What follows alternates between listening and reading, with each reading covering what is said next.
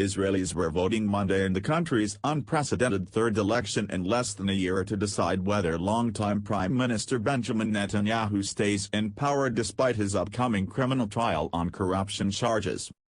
Netanyahu, the longest-serving leader in Israeli history, has been the caretaker prime minister for more than a year as a divided Israel has weathered two inconclusive elections and a prolonged political paralysis. With opinion polls forecasting another deadlock, Netanyahu is seeking a late surge in support to score a parliamentary majority along with other nationalist parties that will deliver him a fourth consecutive term in office, and fifth overall. He faces a stiff challenge once again from retired military chief Benny Gantz, whose centrist blue and white party is running even with Netanyahu's likud on a campaign message that Israel's longtime prime minister is unfit to lead because of the serious charges against him.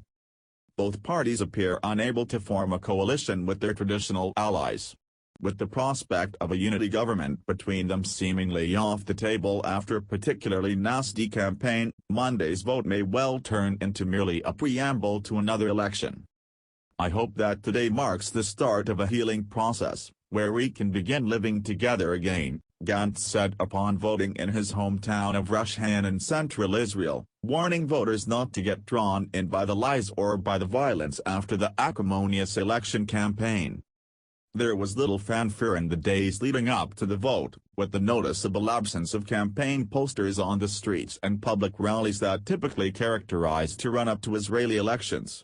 With voter fatigue clearly a factor, turnout could prove to be decisive. Election Day is a national holiday in Israel and the country usually boasts one of the highest voter turnouts among Western democracies. But the second repeat vote and fears of the new coronavirus, which so far has been kept largely in check, look to hinder turnout. Israel set up some 15 stations to allow voting by hundreds of Israelis who have been ordered to remain in home quarantine after possible exposure to the virus. Netanyahu has tried to portray himself as a statesman who is uniquely qualified to lead the country through challenging times. Gantz has tried to paint Netanyahu as divisive and scandal-plagued, offering himself as a calming influence and an honest alternative. Gantz says he favors a national unity government with Likud, but only if it rids itself of its longtime leader because of the corruption charges against him. Netanyahu, who still enjoys widespread support in his party, insists he must remain prime minister in any unity deal. With his career on the line, Netanyahu has campaigned furiously. He's taken a hard turn to the right in hopes of rallying his nationalist base, promising to expand and annex West Bank settlements. In a campaign that has been marked by ugly smears, Netanyahu's surrogates have spread unfounded allegations claiming Gantz is corrupt, unstable and susceptible to blackmail by Iran. The most recent attempt appears to have backfired. Recordings have revealed Netanyahu lied on live television about not being involved in a plot to secretly record a Gantz consultant disparaging his boss.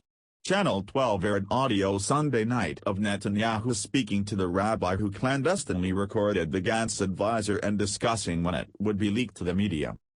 Netanyahu is desperate to score a narrow 61-seat majority in parliament with his hardline religious and nationalist allies before heading to trial 2 weeks later. Netanyahu has failed to secure himself immunity from prosecution, but with a strong hold on power he could seek other avenues to derail the legal proceedings against him. Netanyahu goes on trial March 17 for charges of bribery, fraud and breach of trust stemming from accusations he accepted lavish gifts from billionaire friends and promised to promote advantageous legislation for a major newspaper in exchange for favorable coverage.